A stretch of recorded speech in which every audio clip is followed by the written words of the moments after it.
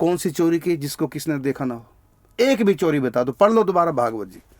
जो भी मुझको इस समय सुन रहे हैं टीवी के माध्यम से भी, उनको भी कहना चाहूँगा, और जो मुझको यूट्यूब के माध्यम से भी सुन रहे हैं उनको भी कहना चाहूँगा, दोबारा से ढंग से भागवत पढ़ो। एक भी ऐसी लीला बता दो श्री कृष्ण की, माखन की लीला, जो उनको खाते हुए किसी ने ना देखा हो। है ही नहीं कोई लीला भागवत में।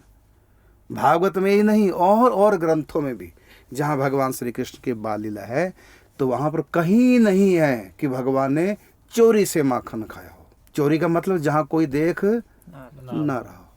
पहली बात तो महाराज पूरी मंडली के साथ आते अकेले तो आते नहीं है।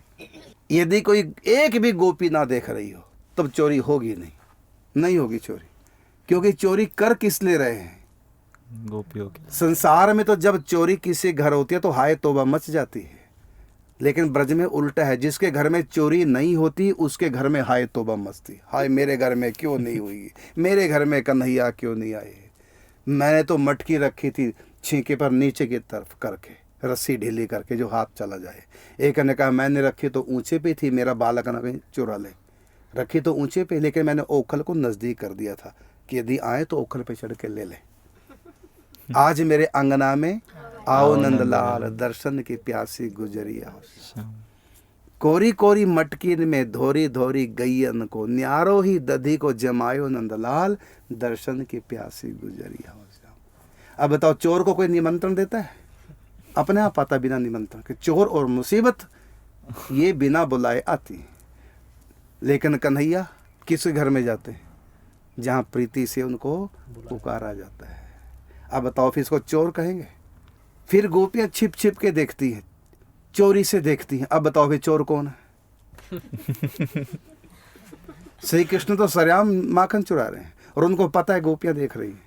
उनको दिखाने के लिए तो होता है, इसलिए वो माखन चोरी नहीं। हाँ, गोपियाँ चोर हो सकते हैं क्योंकि चोरी चोरी से देख रही हैं कि कन्हैया को पता ना चल जाए कि हम छिप करके खिड़कियों से देख रही हैं। फिर चोर क्यों कहती है? ये लीला चोरी की है, कर्म चोरी का नहीं।